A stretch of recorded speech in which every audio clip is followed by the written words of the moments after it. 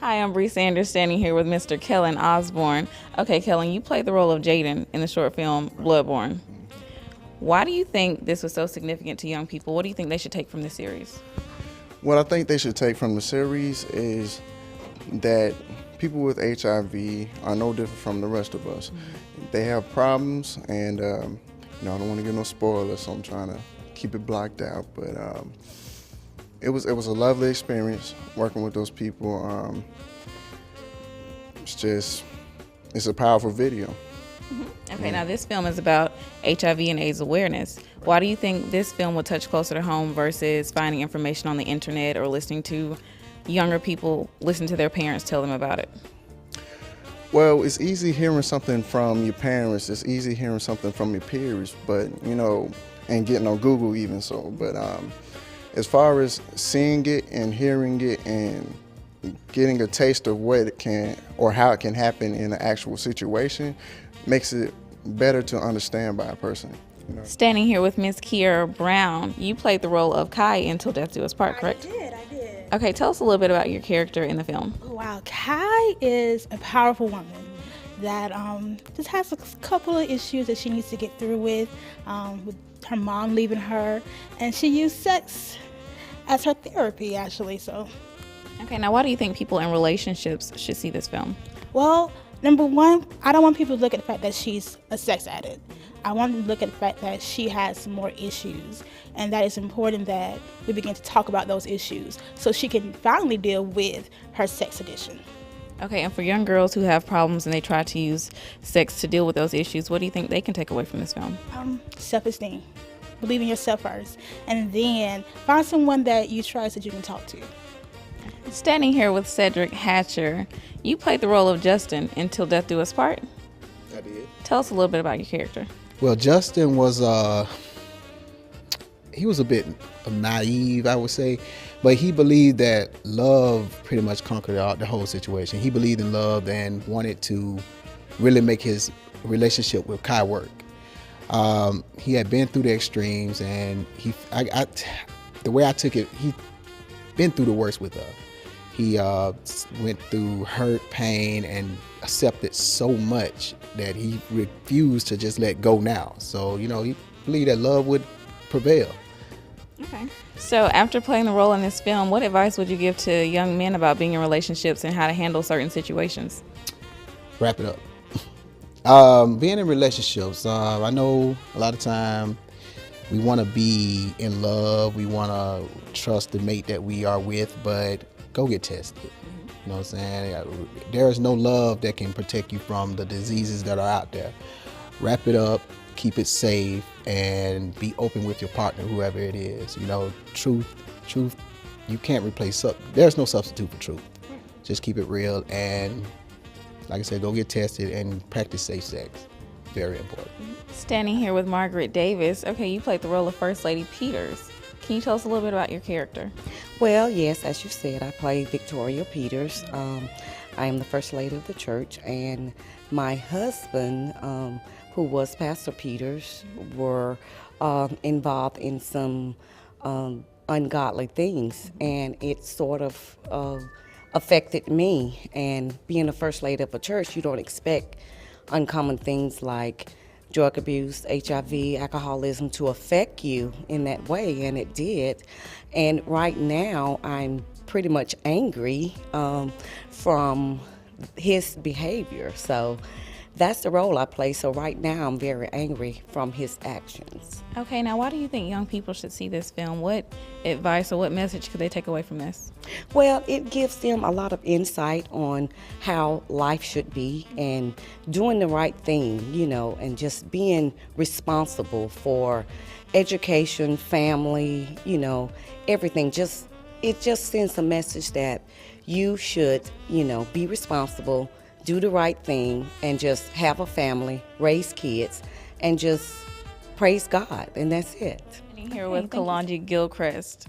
Mr. Gilchrist, you play the role of Crane in Till Death Do Us Part. Yes. Tell us a little bit about your character in the film. Crane was, to me, Crane was a man that was hurt. You don't see that in the film, but to me, in playing the part, I saw him as a person that was hurt underneath the type of person he was. He ended up being just a straightforward, cold, strictly business, and just, kind of cold-hearted dog, in a sense. But I think underneath all of that, it was just kind of stemming from his past. Okay, now what advice can you give to young people who are in relationships?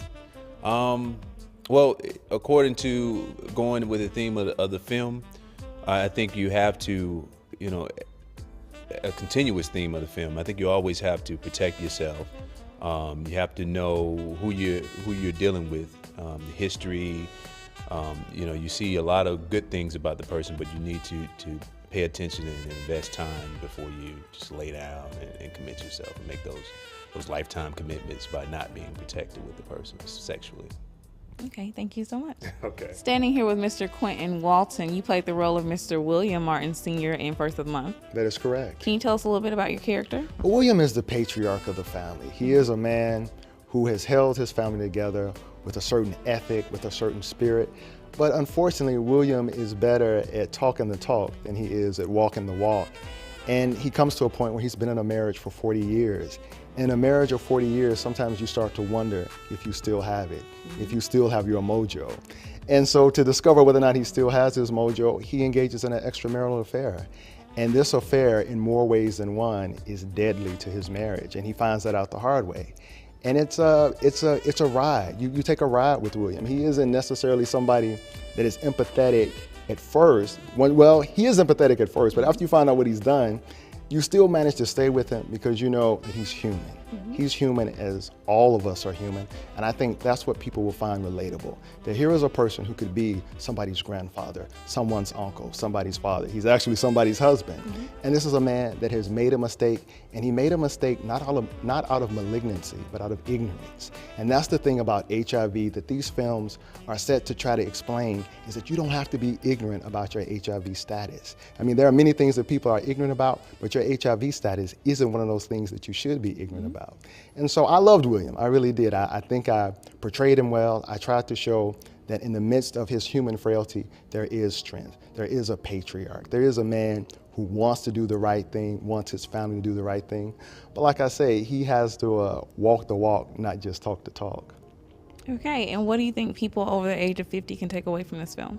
I think they need to take away from the film that that age group is one of the biggest demographic that is getting new infections of the HIV/AIDS virus. And I think there needs to be disseminated out to them that you need to be tested and that you need to be protected. William is one of those old school men that didn't believe in using contraception, you know, but you have to. Anybody who is not your partner, and even if they are your longtime partner, because the thing is, you need to use it regardless, because you don't know what that other person is doing. William was part of a 40-year marriage, and his wife didn't know he was having an extramarital affair. So this is a message to anybody over the age of 50. You are not immune. You are no more immune than some young person who is 15, 16, or 17. You're not immune, and so you have to know your status, and if you are negative, you want to stay negative, and one of the ways to stay negative is to be protected. Standing here with Mr. Brian Williams. Okay, you played the role of Will in Till Death Do Us Part and High Five. Can you tell us a little bit about your character? The character Will in High Five, he's a young guy that experiments with a fast life, sexual promiscuity, and drugs, like many young people, and he kind of gets the best of them. So. Okay, now what do you think young people or people in relationships can take away from this film? Well, they can take away that a lot of young people, old and young, basically they experiment with a lot of things, and they're acting first and thinking later.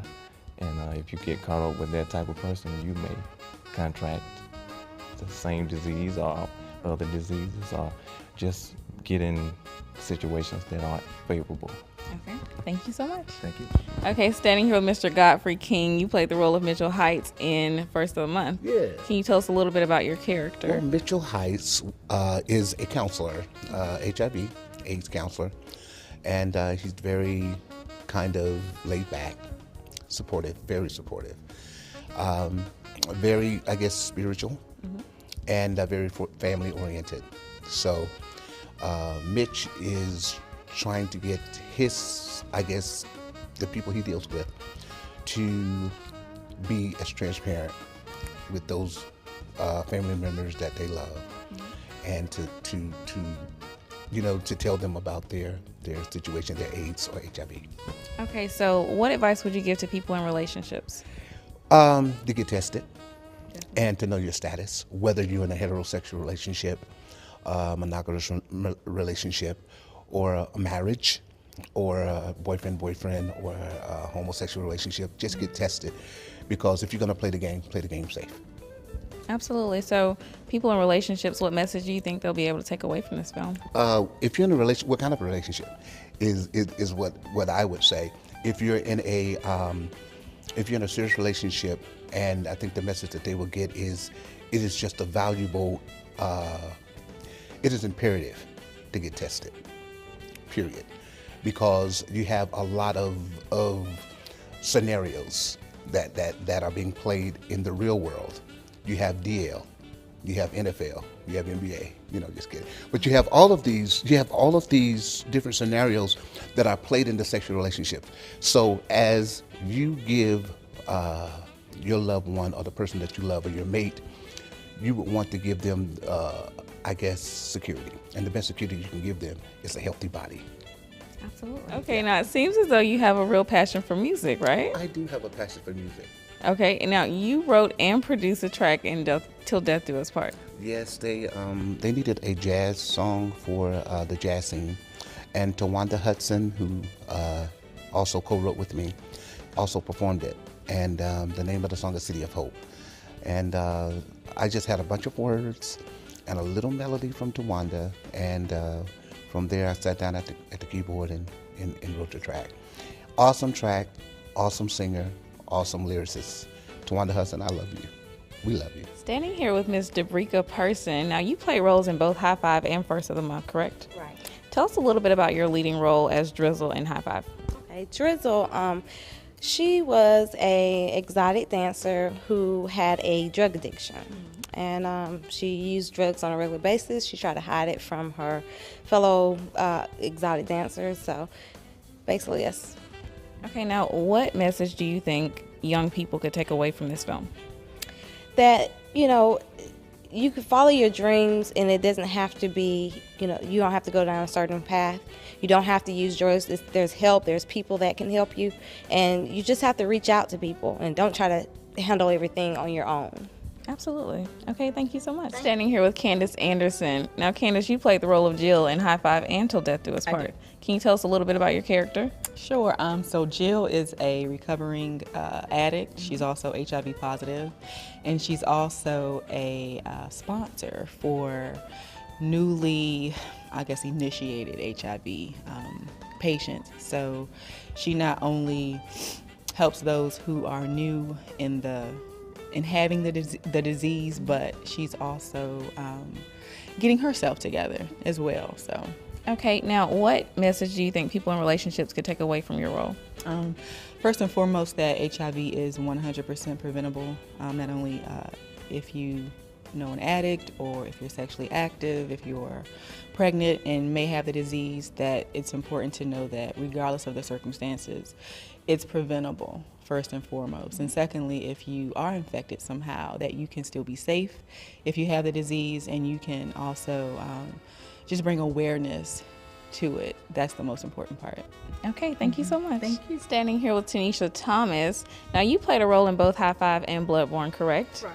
Now, what did you learn from playing the role of Terry in your series? Well, Terry, she was an employee at the Wages program where they had the support groups for the HIV positive individuals. And so playing that role, it just shows how they need support. There are so many different stories, different people that come through those groups, and they're going through different things. Although there's a common bond with the HIV positive status, but the way they get it, there are so many different stories that you hear about. And so it's just something to learn from, that It's not one way, there are many ways, and people need to really be careful. Now, what did you do to prepare for your role? I just thought about how I would feel being there in a setting like that. If I knew someone who had HIV, how would I want to approach it? How would I want to help them see the positive out of a usually negative situation? So I just put myself in that perspective. Okay, thank you so much. Standing here with Angela Stokes. Now, you played the role of Maggie Matthews in both High Five and Till Death Do Us Part. Yes, I did. Can you tell us a little bit about how you prepared for this role? Sure. I've never acted before. That was my first time. I felt like with the role that I played, it was almost as if I was getting the word out in the community as to what was going on. Standing here with Jasmine Taylor. Now, you played the role of Coco in both High Five and Till Death Do Us Part. I did. Now, tell us a little bit about your role in High Five.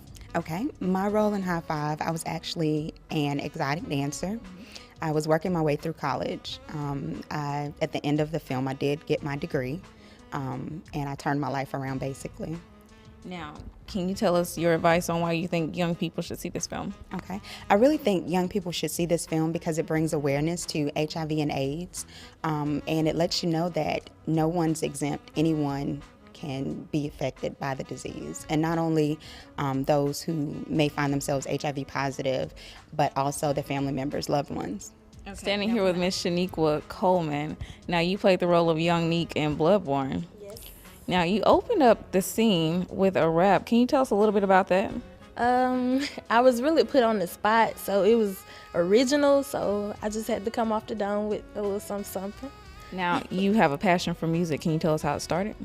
It started when I was about 6. I used to always write raps in my folder at school all the time. Like every single page in my notebook, you'll find a rap or something like that. So this is the first time you've had a chance to perform it in front of other people? No, I do performances at parties and shows and talent shows and things like that. Yes, I do. Thank you so much. Standing here with Charles Williams. Now, Mr. Williams, you played the role of the leading detective in High Five. Yes. Now, as the sharpest dressed man in the room, how did you prepare for this role? I considered how a detective would dress.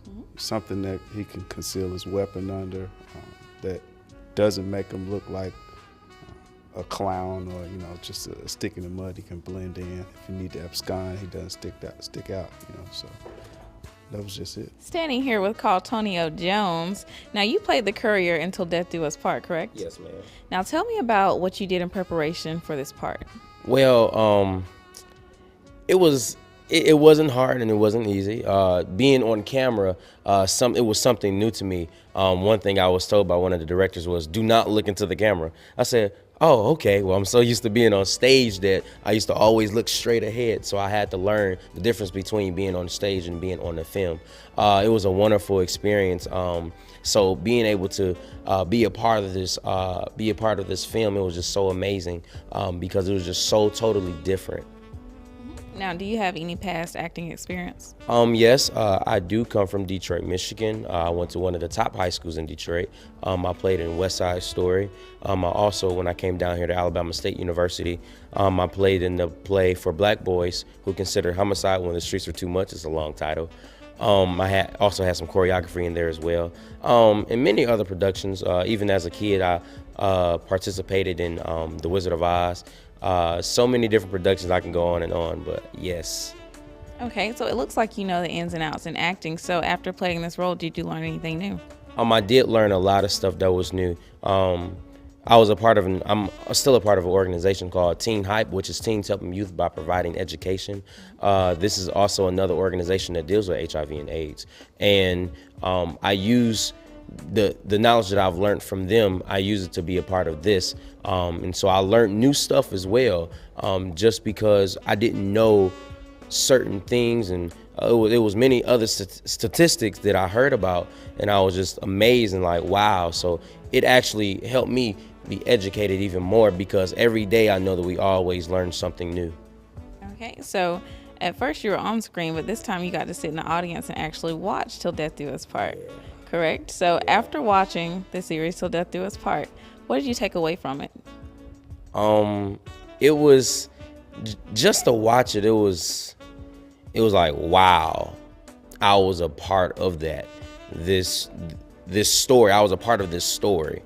And something that I love to do is to make other audience members feel the story that's being told. Because if we're not making the audience feel what's being told, then we're not really telling the story.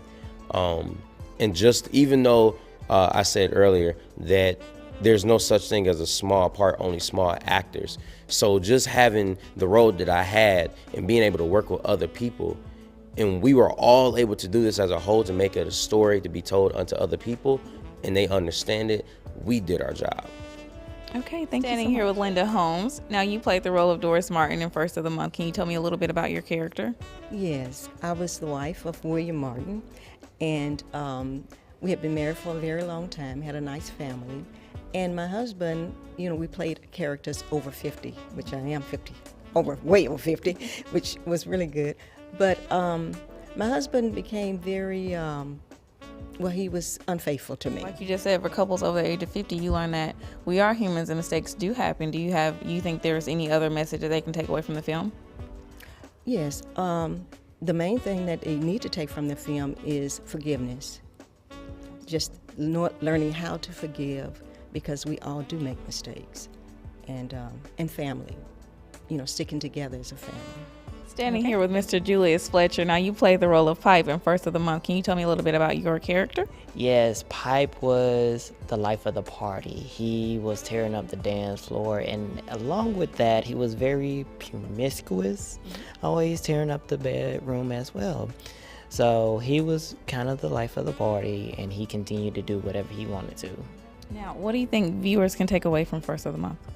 Well, with First of the Month, I believe, you know, with it being family oriented, you know, making sure that you have your family issues and deal with the issues and you stay together as a family. Make sure that family is first, and regardless of how you feel in that moment, recognize that you will have your consequences at the end. Okay, thank you so much. With Miss Trishana Mooney. Now, you played the role of Tia Michaels in Bloodborne. Can you tell me a little bit about your character? Yes, Tia Michaels, she's a high school student that was infected with HIV, the HIV virus from her mom, but she's very scared to tell her friends because she's in high school. She doesn't want to feel like an outcast, so she kind of hides it. And not only does she hide it from all of her friends, but she definitely hides it from her boyfriend. Wow, so what do you think teenagers or high school students in general can take away from this? Well, I think the way that the film is shot with TBProductions is done in a way that you can relate to it better. Because I remember going in high school and seeing these films and in physical education and be like, I can't relate to any of that. And none of this is not up to date. I believe that the teens that see these films today, they'll actually take away some real life issues that they're dealing with right now in 2013, out, and just really move along with it and be like, okay, I can really take something away from it. Absolutely. Thank you so much. Thank you. Standing here with Mr. Philip Berry. Now, you played the role of Quan in Till Death Do Us Part. Can you tell us a little bit about your character? Quan was an administrative assistant for Miss Cooper. He was very feisty, didn't take no mess from nobody, gave attitude. He was very fierce. What do you think people can take away from this film? They can walk away knowing that HIV doesn't just affect a particular group, even married people, professional people. It affects everybody.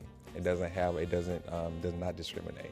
Absolutely, thank you. Standing here with Mr. John Bernardo. Now, you played the role of Donald in the series. Can you tell us a little bit about your character?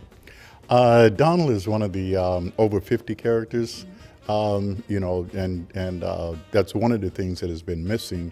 Especially in discussion of HIV/AIDS, is that not only is it in the young community, and a lot of folks want to say that it's mostly in the gay community, but no, it is in the heterosexual community, and it is also getting into the elderly community, those over 50, 60, 70, and that is something that awareness needs to be made.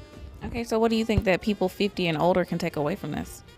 The thing they can take 50 and older is that they need to be aware, okay? And if you watch the character Donald, how can I say this? Donald was conflicted. On one hand, he's in the support group, and if you recall, he had contacted HIV. He gave it to his wife. Complications set in. His wife died, and here Donald is still out there. Okay, and he's still sexually active, even though he's over 50. He's still dealing with that younger generation and bringing that back into the older generation population. And that is something that, the older generation need to be made aware of, is that, just like what you had those, what you call ACDC, swinging both between male and female. Well, you have the older generation as portrayed by Donald's character, that's dealing both in the older generation and then out there with the young girls and the pole dancers and what have you. Standing here with Miss Jillian Bibbins. Now, you played the role of Crystal in Bloodborne, correct? Yes, ma'am. Tell me a little bit about your character. My character was a typical mean girl in high school. Anyone that she doesn't like, she will mess with as best she can. Okay, and what do you think high school students can take away from this series? Actually, I was in high school when I played this character, so I really enjoyed it because in 4th grade, I wrote a paper about AIDS, and none of my friends knew about it. No, and still in high school, no one knew about it. I knew a lot of my friends were active, even though I wasn't, and I just really appreciated how it told the story, and I could really relate to it. Like as the character Crystal, I was like, okay, I see this is my high school. These are people that go to school with me every day. Absolutely. Thank you so much. Thank you. April Jones. Now, you played the role of Dr. Turner in Till Death Do Us Part. Can you tell us a little bit about your character? Yes, absolutely. Dr. Turner is a psychoanalyst who's been in this profession for quite some time, and she's trying to help the young lady with her sexual addictions. And for addicts of any kind, not just sex, but whether it's drugs or emotional problems, what do you think they could take away from this series?